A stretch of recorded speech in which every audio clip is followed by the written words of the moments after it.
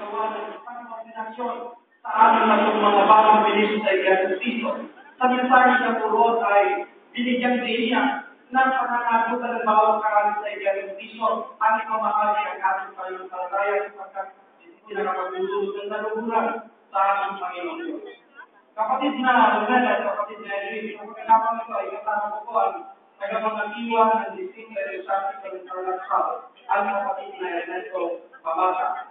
Magandang hapon po sa inyo, kapatid na Ernesto. Magandang hapon po naman. Paano po ba pinaghandaan ng District Legislative ng Tarlac ang malaking aktibidad nito?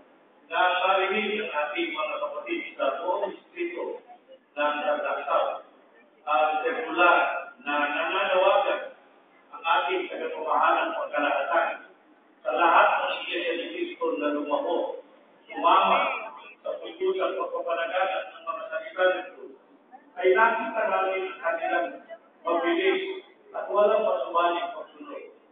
Nasundan para ang panawagan ito sa pamamagitan ng sekular sa pagsamba para pag-alam ang damdamin ng mga kapatid at ipakita ang kanilang pagpapahalaga sa mga aral at kalooban ng Diyos na ang bawat isa ay dapat sumama at tumahog sa gawain pagpapalaganap na dumalaw ang ating pagpapamahalang pagkalahatan.